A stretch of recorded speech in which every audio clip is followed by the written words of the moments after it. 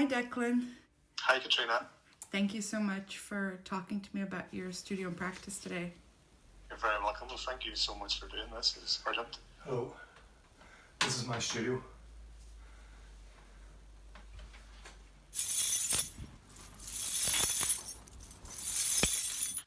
What is the first thing that you do when you get to your studio? When I normally come into the studio, I would after I've had tea and stuff, of course, I always have to have the tea ready.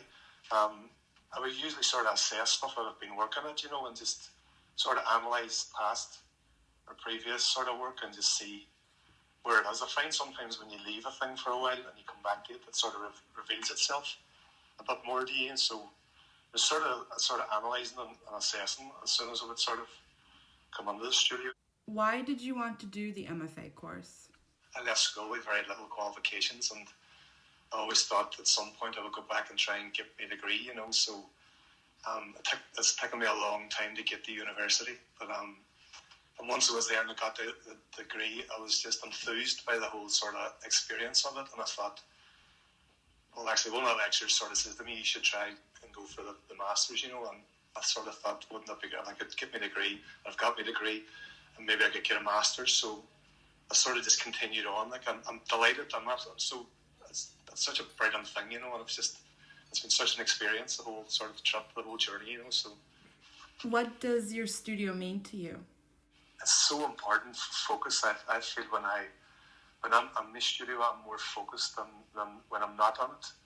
Although this past while I've sort of come to believe there's other locations, it's not just the studio. It can be like the performance space is important as well, and different sort of areas like studio performance in the studio and the university as well. And I don't know what it is about the dark space, but I have a sort of affinity with it. I like being in there, and I like sort of practicing a sort of a performance on there. But at home here, my space here is a focus for me. Once I sit down, I know I can focus on work and begin to look at things and experiment, and so it has all that sort of continuity in it. It's a space to sort of sit and sort of develop and think through ideas. So when are you most productive?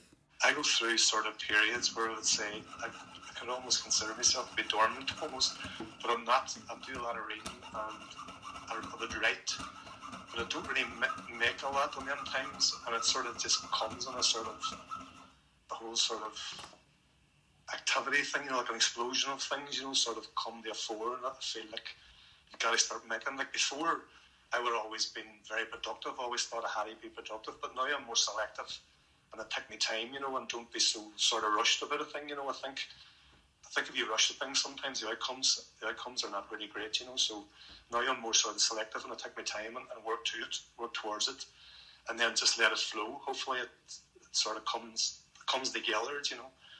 What are and how important are the tools and materials that you use for creating your work?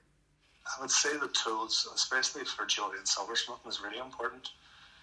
It's a sort of release to be making something, even hammering something, even hammering a piece of metal. It's a sort of release. Your mind sort of that repetitive action. It's the same with performance too. That the sort of repetitiveness on it makes you think. It clears my mind. So I can think. So it is. Tools and stuff are very important.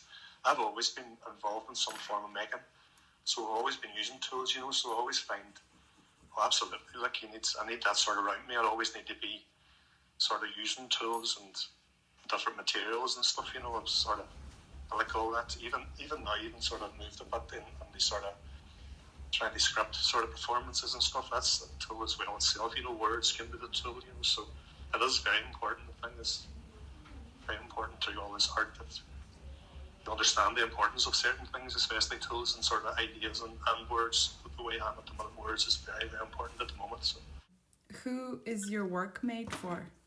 I'd have to say primarily, I think most artists are the same.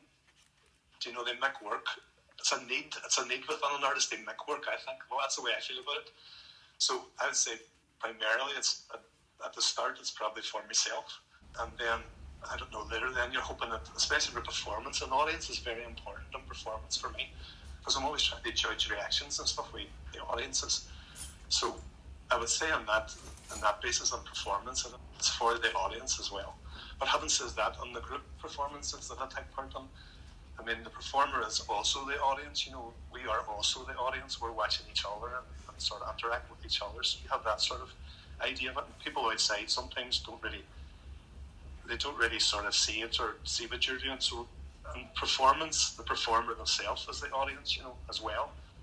And within the group, within the street performance, you know. So What would you want your future self to know? I think in the future, what I've learned is that to persevere. Don't give up too easy on things, you know. You should persevere with things, I think, in life as well as in that sort of aspect of it. And have confidence. Be confident in yourself. I think that's very important.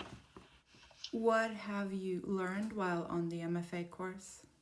Try to be brave, you know, try and not, there can be some fear involved in it, especially with performance. I always find there is a certain amount of trepidation sometimes, but I sort of like that. I like that sort of, that fear of a thing. It gives it so much power in it, like, you know, that sort of, that drive, it gives you that sort of motivation.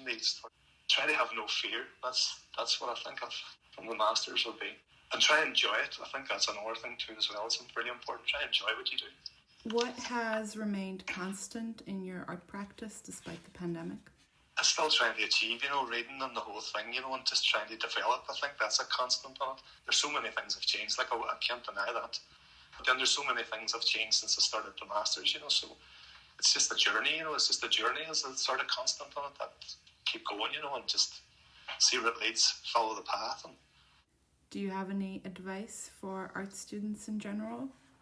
just to keep going at a thing, you know, and enjoy doing it. I think that's really important. You have to enjoy it. And what most artists do, you know, but sometimes there can be pressures, outside pressures. Like, I think you have to sort of just get past that and sort of just enjoy the experience, I think.